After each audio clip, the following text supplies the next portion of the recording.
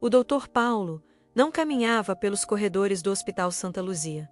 Ele desfilava como se fosse o dono da vida e da morte. Neurocirurgião número 1 do país, ele acreditava que o seu diploma de Harvard o colocava acima das leis da humanidade. Para ele, o hospital era uma máquina de precisão onde sentimentos eram defeitos de fábrica, para manter o silêncio absoluto que ele exigia durante suas rondas. Paulo punia qualquer ruído, com demissões sumárias, tratando enfermeiros e auxiliares como meros servos de sua vontade de ferro. Ele era rico, famoso e tão vazio que o brilho do seu relógio de ouro cegava sua própria alma para o sofrimento alheio. O dia da explosão aconteceu numa manhã de cirurgias complexas. Paulo estava atrasado para um simpósio internacional quando avistou Dona Maria, a zeladora que cuidava da ala cirúrgica há 30 anos. Maria era uma mulher de poucas palavras, mãos calejadas pelo sabão e um terço de madeira que nunca saía do seu bolso. Ela estava terminando de passar o pano no corredor principal, usando cones de sinalização para avisar que o piso estava úmido,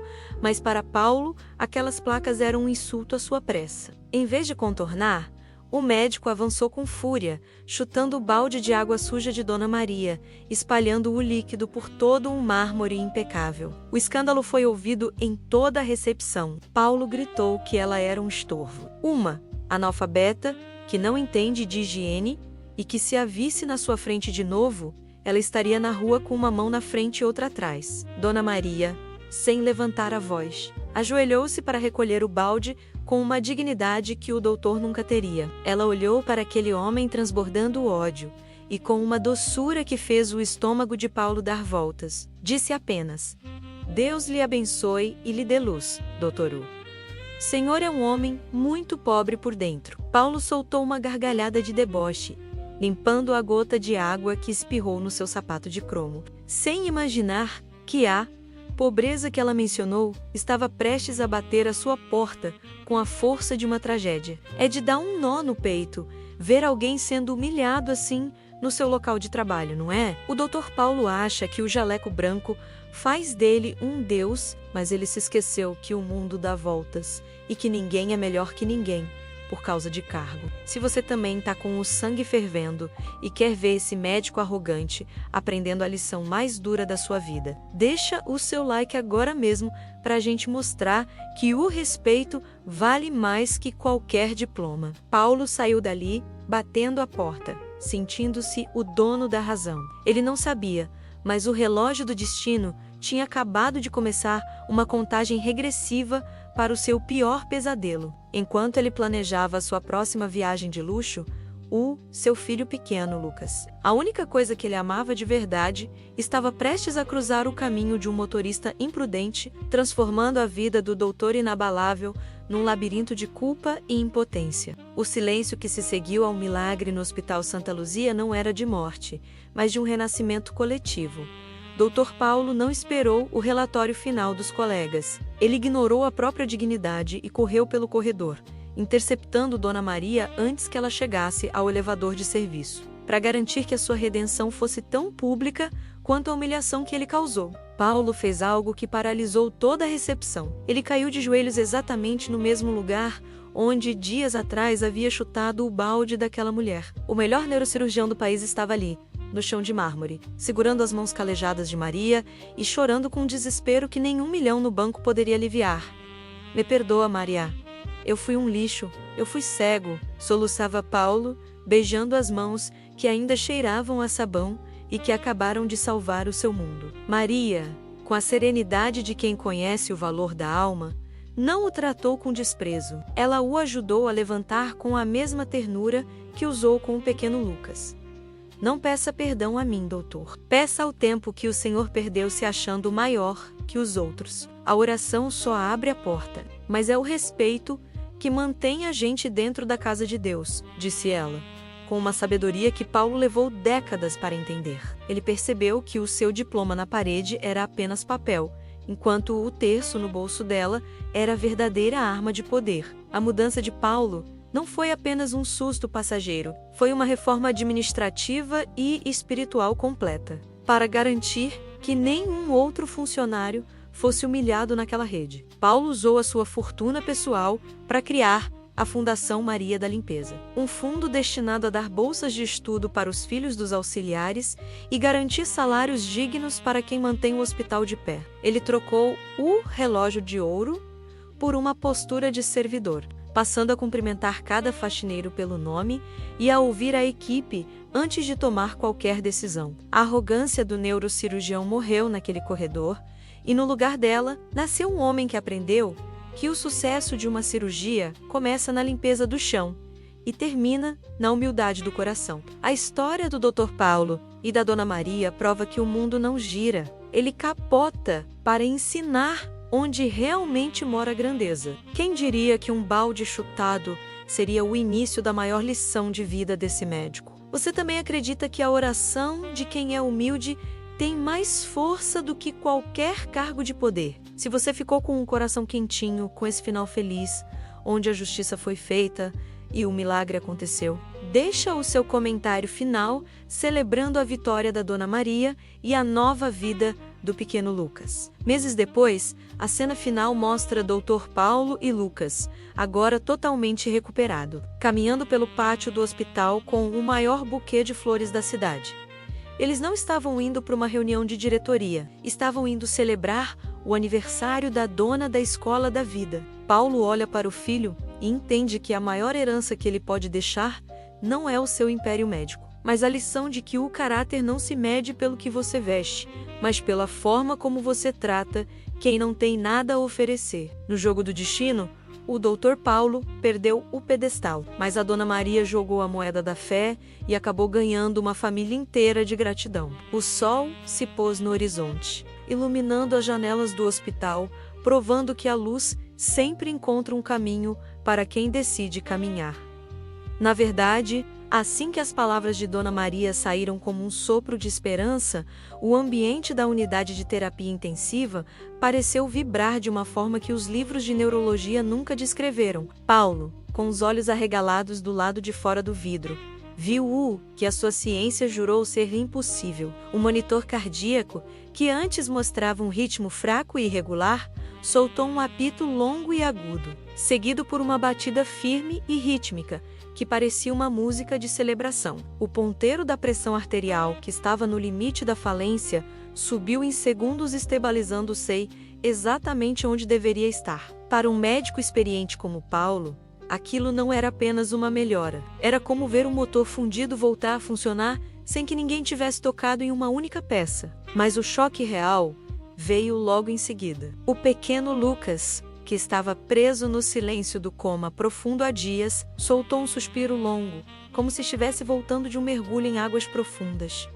Ele não apenas se mexeu, ele abriu os olhos. Eram os olhos que Paulo achou que nunca mais veriam o sol. O menino não olhou para as máquinas ou para os tubos. O seu primeiro olhar foi para o rosto enrugado de Dona Maria, que continuava ali, com a mão pousada em sua testa. Lucas esboçou um sorriso fraco e, com uma força que ninguém sabia de onde vinha, apertou os dedos calejados da zeladora. Naquele momento, o doutor inabalável sentiu o seu mundo de arrogância desmoronar por completo. O seu filho estava de volta, mas não foi o seu bisturi de ouro que o resgatou. O barulho dos alarmes mudando de frequência atraiu a equipe de plantão como um imã. Médicos e enfermeiros entraram correndo no quarto, prontos para uma ressuscitação de emergência, mas paralisaram diante da cena. O Dr. Marcos, que liderava o caso, conferiu os sinais vitais 3 vezes, achando que as máquinas estavam com defeito. Isso é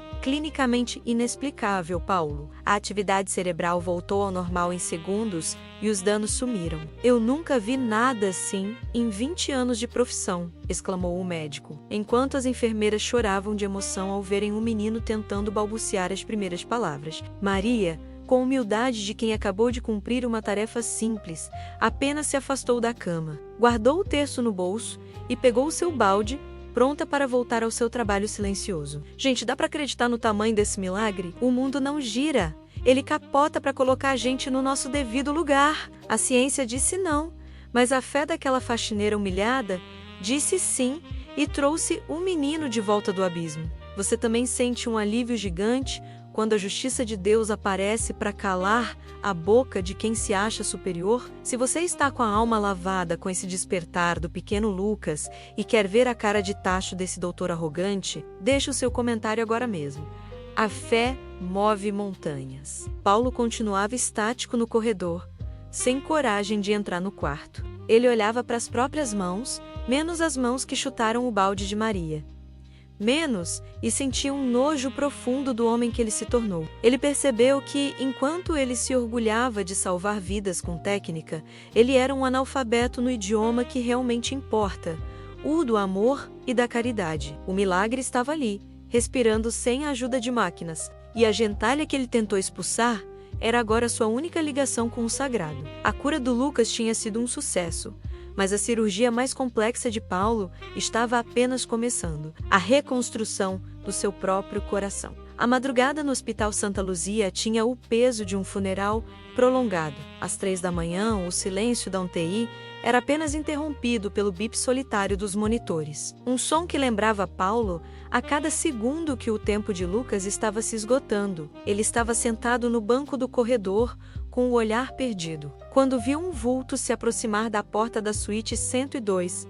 Dona Maria, a zeladora que ele humilhou dias atrás, usou sua chave mestre de limpeza para entrar silenciosamente no quarto onde as visitas eram estritamente proibidas naquele horário. O instinto de Paulo foi levantar e gritar, expulsando a intrusa que ousava contaminar o ambiente estéril com seus panos e baldes. Ele caminhou até a porta com o dedo em riste, pronto para descarregar o resto de sua fúria sobre ela. Mas ao chegar no visor de vidro da porta, a mão de Paulo congelou na maçaneta. Dona Maria não trazia balde, nem vassoura. Ela estava de joelhos no chão de linóleo, encostada na grade da cama de Lucas, com os olhos fechados e o rosto banhado em lágrimas. Ela apertava entre as mãos calejadas aquele terço de madeira velha, o mesmo que Paulo zombou quando viu saindo do bolso do uniforme dela. Ela não rezava baixo. Ela sussurrava palavras que pareciam vir de um lugar onde os diplomas de medicina não alcançam. Maria pedia a Deus que trocasse a vida dela pela do menino, clamando com uma força que fazia o peito de Paulo arfar. Ele percebeu que aquela mulher, que ele chamou de estorvo, era a única pessoa no mundo que não tinha desistido de lutar pelo seu filho. Paulo ficou ali, paralisado, observando o contraste brutal. De um lado, aparelhos que custavam milhões de dólares e que diziam que o menino estava morto. Do outro, uma mulher simples que acreditava que a vida era um sopro divino. De repente, uma sensação estranha tomou conta do corredor. O ar frio do hospital pareceu ficar morno, e uma paz profunda, que a ciência não conseguia explicar em nenhuma planilha de neurologia, começou a emanar de dentro do quarto. Paulo sentiu os joelhos fraquejarem. Ele, que passou a vida inteira confiando apenas no que podia cortar com um bisturi, agora sentia uma energia que desarmava todo o seu ceticismo. Gente, dá para sentir o arrepio daqui. O Dr. Paulo passou a vida inteira pisando nas pessoas e agora descobriu que a única esperança dele está nas mãos de quem ele mais desprezou. É uma lição de humildade que atinge a gente como um soco no estômago, não acham? Agora eu quero a opinião sincera de vocês. O Dr. Paulo merece esse milagre depois de ter sido tão cruel? Ou o destino está dando a ele apenas o que ele plantou? Comenta aí, o que você faria se visse a pessoa que você humilhou rezando pelo seu filho no meio da noite? Dona Maria terminou a oração e, num gesto de pura ternura, aproximou-se do ouvido de Lucas. Ela não olhou para os gráficos de pressão ou para a oxigenação. Ela apenas tocou a testa do menino com a ponta dos dedos e disse uma frase, que ecoou no coração de Paulo como um comando supremo. Acorda, anjinho. Seu pai precisa aprender a ver o mundo de novo. O silêncio que se seguiu foi absoluto por alguns segundos, mas o que aconteceu logo depois faria toda a equipe médica do hospital correr para aquele quarto, testemunhando algo que mudaria para sempre o destino do homem que se achava um deus. O destino não avisa quando vai puxar o tapete. E para o Dr. Paulo, o tombo foi do topo do mundo. Poucos dias depois daquele incidente no corredor, o hospital que ele comandava com arrogância tornou-que o palco da sua maior derrota. O bip do rádio da emergência anunciou um código vermelho que fez o sangue dele gelar. Uma criança vítima de atropelamento. Ao entrar na sala de trauma e ver o pequeno Lucas, seu único filho de apenas 7 anos, desfalecido e coberto de sangue. A armadura de melhor neurocirurgião do país simplesmente se desintegrou. Paulo tentou assumir o comando, exigiu o bisturi e ordenou que preparassem a sala de cirurgia mais moderna. Mas no momento em que ele encostou no crânio do próprio filho, o impossível aconteceu. Suas mãos, famosas pela precisão de um relógio suíço, começaram a tremer incontrolavelmente. O pavor de perder o que ele tinha de mais precioso paralisou o seu cérebro. A equipe teve que retirá-lo da sala às pressas, enquanto o Dr. Marcos, seu antigo rival, assumia a operação. Foram 6 horas de angústia absoluta. Para um homem que sempre disse que sentimentos são falhas técnicas, sentir o peito rasgar de dor enquanto o filho morria nas mãos de outro era a humilhação suprema. Quando o Dr. Marcos saiu do centro cirúrgico, o olhar dele não trazia esperança. O diagnóstico foi brutal. O trauma cerebral era profundo demais e Lucas tinha entrado em um coma de nível 3. A ciência, a tecnologia de ponta e os milhões de Paulo não serviam de nada. A medicina tinha chegado ao fim da linha e o veredito foi um soco no estômago. Não há mais o que fazer. Paulo, só um milagre tira esse menino daí.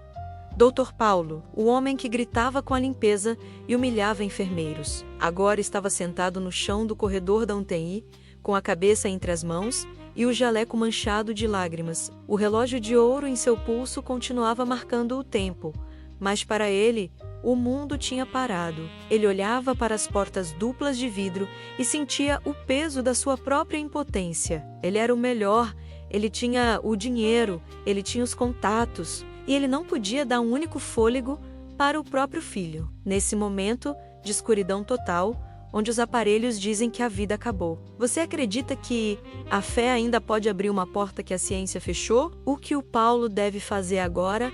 Aceitar a morte ou buscar um caminho que ele sempre desprezou? Comenta aí se você já presenciou um caso que a medicina não explicou. O silêncio da unidade de terapia intensiva era quebrado apenas pelo sopro artificial do ventilador mecânico que mantinha Lucas vivo por aparelhos. Paulo passou a madrugada ali, escondido nas sombras, vendo o seu império de vaidade se transformar em cinzas. Ele estava prestes a assinar os documentos de desligamento dos aparelhos, conforme a lei do hospital exigia em casos irreversíveis. Sem imaginar que a resposta para o seu desespero não estava nos livros de medicina, mas em um terço de madeira guardado no bolso de quem ele tratou como se fosse invisível. A vida estava prestes a entrar naquele quarto estéril, mas não vestia jaleco branco e trazia consigo uma arma que Paulo nunca aprendeu a usar.